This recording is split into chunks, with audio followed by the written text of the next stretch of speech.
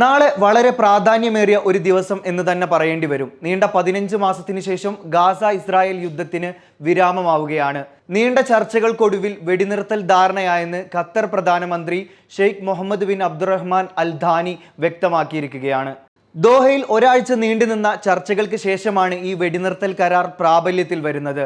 നാളെ 2025 ജനുവരി 19 രാവിലെ 6:30 മുതൽ ഇത് പ്രാബല്യത്തിൽ വരുമെന്നാണ് ഖത്തർ പ്രധാനമന്ത്രി പ്രഖ്യാപിച്ചിരിക്കുന്നത്.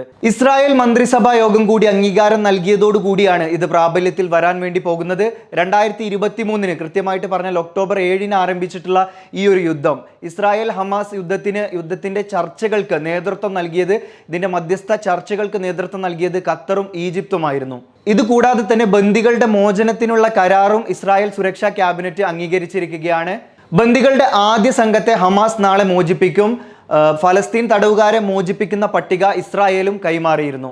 ദുബായ് ഡ്യൂട്ടി ഫ്രീയിൽ ഷോപ്പിംഗ് ചെയ്യുന്ന ഇന്ത്യക്കാർക്ക് ഇനി മുതൽ UPI പേയ്മെന്റ് സംവിധാനം ഉപയോഗിച്ച് പേയ്മെന്റ് നടത്താൻ സാധിക്കും. തുടക്കത്തിൽ ഇത് ദുബായ് ഡ്യൂട്ടി ഫ്രീ ഷോപ്പുകളിൽ മാത്രമായിരിക്കും ലഭ്യമായിരിക്കുക. പിന്നീട് റീറ്റെയിൽ, ഹോസ്പിറ്റാലിറ്റി, ഗതാഗതം തുടങ്ങിയ മേഖലകളിലേക്ക് കൂടി ഈ UPI പേയ്മെന്റ് സംവിധാനം വ്യാപിപ്പിക്കും. ഏകദേശം 12 ലക്ഷത്തോളം ആളുകളാണ് പ്രതിവർഷം UAE ദുബായ് സെക്ടറിലേക്ക് ഇന്ത്യയിൽ നിന്ന് വരുന്നത്.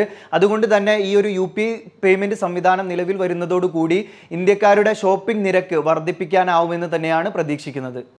ഒരു ദിവസം പ്രായമുള്ള കുഞ്ഞിനെ നഴ്സറിയിൽ ചേർക്കാനുള്ള അനുമതി നൽകിയിരിക്കുകയാണ് അബുദാബി വിദ്യാഭ്യാസ വിജ്ഞാന വകുപ്പിന്റെ പുതുക്കിയ നിയമം അനുസരിച്ചാണ് ഈ ഒരു ദിവസം പ്രായമുള്ള കുഞ്ഞുങ്ങളെ ഈ വർഷം മുതൽ എൻറോൾ ചെയ്തു തുടങ്ങാൻ സാധിക്കുക.